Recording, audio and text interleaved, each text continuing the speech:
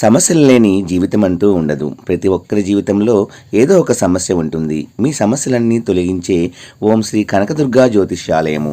విద్య, ఉద్యోగం, ఆర్థిక, కుటుంబ సమస్యలు, ప్రేమ, పెళ్లి సమస్యలు, వ్యాపార సమస్యలు, ఇలా ఏ సమస్యకైనా పరిష్కారం చెప్పబడును.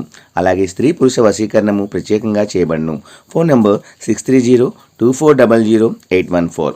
మరియు ఏ ఇతర సమస్యలకైనా సరే శక్తి పూజలు చేసి పరిష్కారము అనేది చూపబడును. యంత్రాలు కూడా ఇవ్వబడును.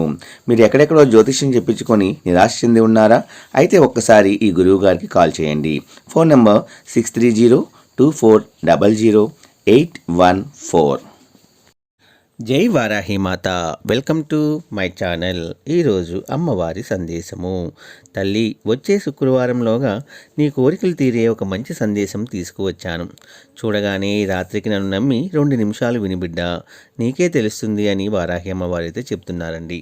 మరి వారాహి అమ్మవారు ఏం చెప్పబోతున్నారో వినే ముందుగా మన ఛానల్ ఎవరైనా కొత్తగా చూస్తున్న వారైతే please like, share and subscribe and support my channel. Video నచ్చితే ఒక చిన్న లైక్ ఇచ్చి సపోర్ట్ చేయండి. అలాగే 10 మంది మిత్రులకు షేర్ చేయండి. ఇక ఈరోజు అమ్మవారి సందేశం.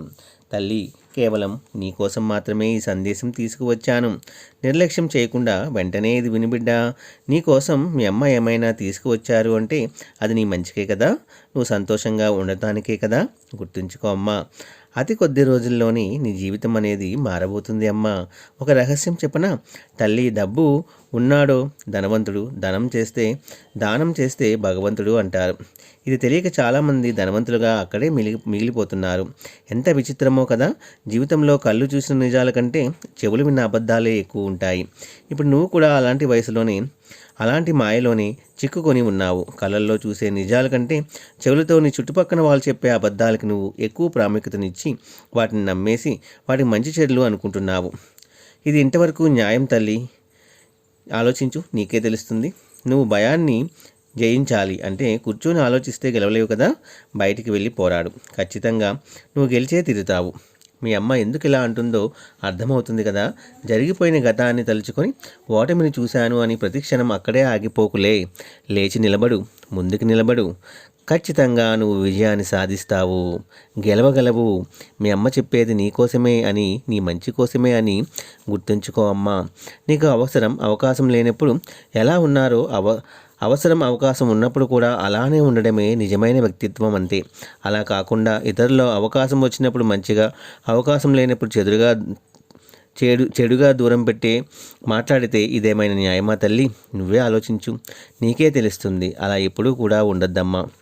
ఇప్పుడు నువ్వు ఒకేలా ఉండు. సంతోషం వచ్చినా, బాధ వచ్చినా, అవసరం ఉన్నా, అవసరం లేకపోయినా ఒకేలా ఉండు తల్లి. అప్పుడే నీకంతా మంచి జరుగుతుంది. నీకు ఒక రహస్యం చెప్తాను విను బిడ్డ. నరం లేని నాలుక అమితమైన కోపాన్ని, ఉప్పొంగే ప్రేమను అదుపులో పెట్టుకునే వాళ్ళే గొప్పవాళ్ళు. నిజమే కదా తల్లి?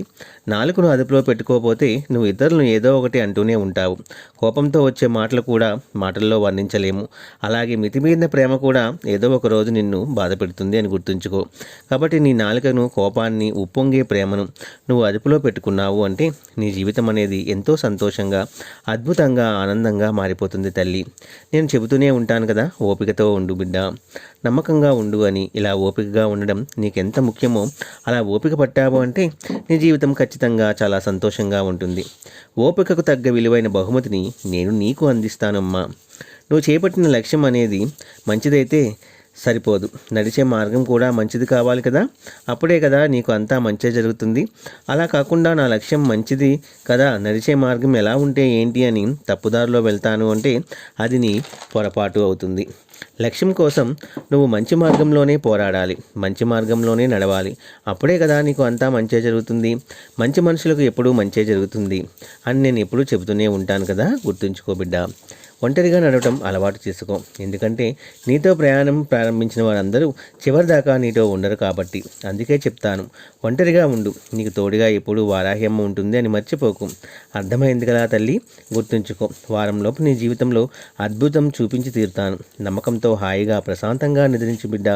మీ అమ్మ నీకు తోడున్నంత వరకు నువ్వు దేనికి కూడా భయపడవలసిన అవసరం ఏముంది చెప్పు అని వారాహి అమ్మవారైతే చాలా చక్కటి సందేశాన్ని మన కోసం తీసుకొచ్చారండి. ఈ సందేశం మీ అందరికీ నచ్చింది అనుకుంటున్నాను ఫ్రెండ్స్.